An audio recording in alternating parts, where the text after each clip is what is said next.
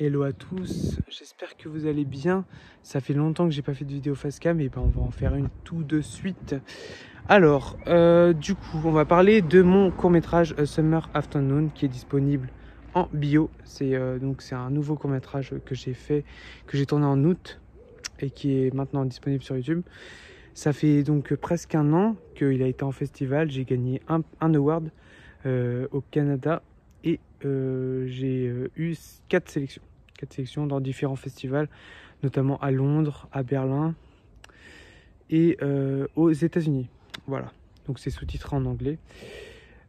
Pour les autres qui l'ont regardé, vous avez vu que voilà, c'était un sujet très sensible.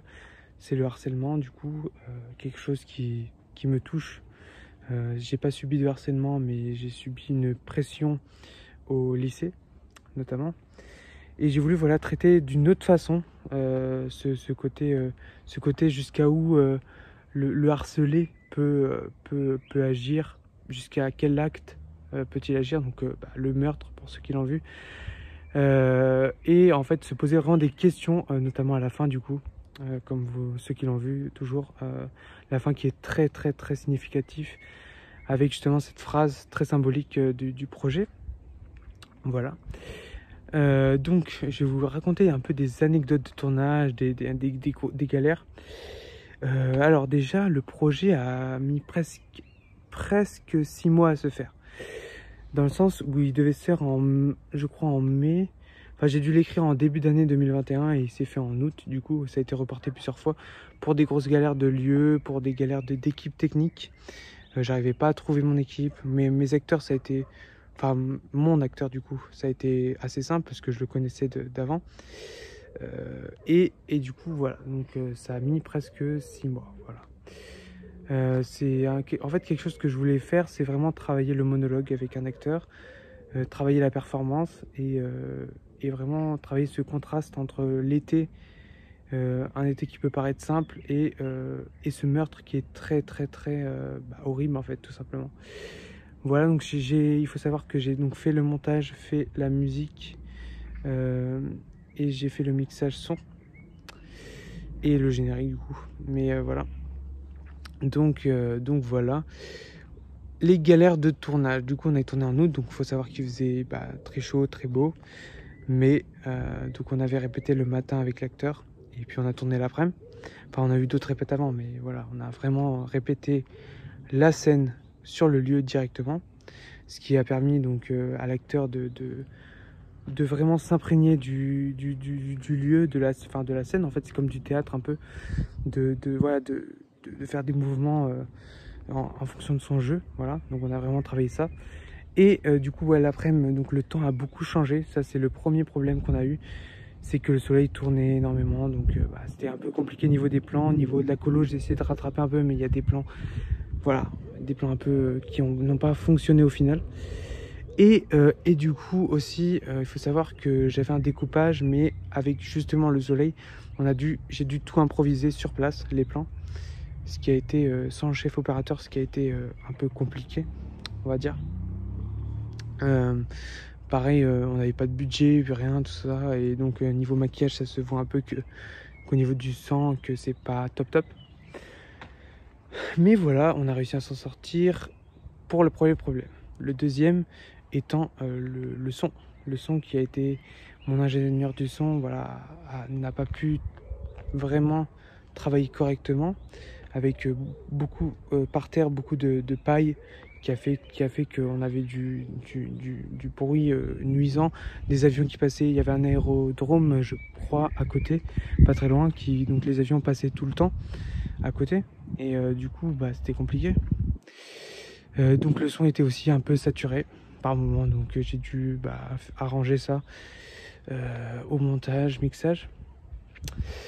J'ai dû prendre des fois des sons de la caméra, donc c'est horrible en cinéma de faire ça, mais voilà, c'était la seule solution parce que la saturation c'est impossible clairement à rattraper. Voilà, c'est juste horrible. Et donc ça c'est le deuxième problème.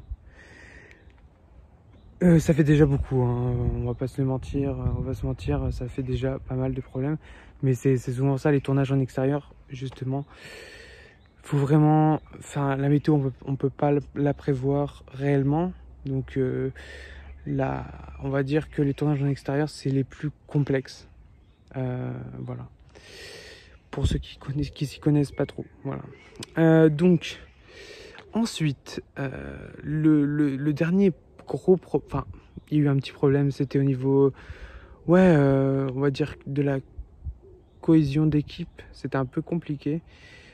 On n'était pas trop préparé au final. Enfin, on s'est rendu compte sur le tournage que, voilà, il manquait un peu de prépa. Je pense que, ouais, c'est ça. On s'est un peu précipité, je pense. Parce que vu que ça avait mis 6 mois à avoir lieu, et ben au bout du dernier mois, on a été un peu vite sur la pré-production. Fallait plus, je pense, limite faire un storyboard, essayer de vraiment plus travailler la pré-production, je pense. Et puis aussi, bah, au niveau de l'équipe technique, je pense qu'il aurait fallu plus de personnes. Après c'était un peu compliqué quand même, de toute façon, avec la météo, tout ça, mais voilà. Dernier problème, du coup, je vais en parler. Le dernier problème, c'est qu'au retour, donc on était en voiture, 2 voitures séparées, donc voilà. Et du coup, au retour, donc je rentre avec l'ingé son, et du coup, il y a le script, le cadreur, l'assistant réel, et l'acteur, et l'autre acteur qui a joué le cadavre, qui rentrent ensemble. Donc on se sépare. Vous voyez là, on va dire que il y avait une route, une grande route, et puis nous on était, bah, il y avait le champ ici et les chemins et les 2 chemins. Donc on se sépare par les chemins et puis eux ils vont prendre la route d'un côté et nous de l'autre. Et donc il y a un croisement, tout ça, bref. Et donc au départ, au bout de quelques minutes, avec l'ingé son, donc c'était un peu boueux, enfin il y avait un peu des bosses un peu partout. Et on se rend compte, du coup, bah pour esquiver enfin, en tout cas, pour esquiver les bosses, l'ingé son fait un petit mouvement de volant et on donc tombe dans le fossé avec la voiture. Et du coup, c'était la merde parce qu'on n'arrive pas à dégager la voiture. Et donc quand t'as fini le tournage, t'as envie voilà, de te reposer ou de fêter la fin de tournage. Bon là c'était plutôt se reposer parce que vu les conditions, voilà. Mais du coup bah voilà, on plante le truc, le véhicule. Et du coup je cours donc dans l'allée justement qui croisait l'autre chemin pour aller voir l'autre voiture de l'autre côté. Donc j'y vais, je tourne la tête à droite, à gauche, et là je vois à gauche au loin une voiture dans un fossé. Et je me dis, c'est bizarre. Donc du coup, et là je commence à reconnaître mon assistant réel, un truc comme ça, ou c'était le cadreur, bref. Et donc je commence à douter un peu. Je regarde, du coup je regarde la voiture qu'on a plantée dans le fossé. Je retourne la tête et je revois pareil. Donc je me suis dit non, c'est pas possible. On a planté les 2 voitures en même temps dans un fossé différent. Je me dis non, c'est pas vrai. Et bah si, du coup, en même temps, on a planté les 2 voitures au retour, du coup, dans un fossé différent. Ouais, je vous reprends ici, du coup, vu que ça a coupé. Donc, voilà, j'en étais au fossé, du coup, bah, on est tombé toutes les 2 voitures dans le fossé. Et on a essayé de trouver des solutions, on a essayé d'appeler, c'est mort, pas de réseau, bref. Donc, à chaque fois que les voitures passaient, on essayait de les arrêter, tout ça. Ça n'a pas fonctionné. Du coup, heureusement, il y a un moment donné, au bout de une trentaine de minutes, on va dire, un Néerlandais, enfin des Néerlandais qui passent, et du coup, bah, on leur dit clairement la situation d'une première voiture. On n'avait pas dit pour la deuxième voiture. Ils nous tirent d'affaire au bout de 15-20 minutes. Et du coup, ils avaient tous les équipements, donc ils avaient le câble et tout. C'était cool. On est vraiment bien tombé pour le coup. D'ailleurs, il y avait un Néerlandais qui était le sosie de Ryan Gosling, genre vraiment, vraiment. Non, je vous mets pas sa photo parce qu'on n'a pas le droit. Mais vraiment, c'était le sosie, vraiment. Et donc, bah, la première voiture, c'est bon, dégagée. Et puis, bah, on leur dit, En anglais, du coup, il y a une autre voiture. Et là, ils font vraiment, enfin, genre, c'est improbable. Genre, c'est deux voitures dans un fossé différent. Et du coup, bah ouais, bah, ils nous ont aidés au bout. C'était plus galère la deuxième voiture. Ils nous ont aidés et puis bah, après, on est rentré tranquille. Mais voilà, ça fait des bonnes anecdotes, mais sur le coup, ouais, c'est pas drôle. C'est pas drôle du tout. Mais en y repensant, c'était cool. Enfin, cool, voilà. Euh, mais c'est bien parce que le projet peut se terminer.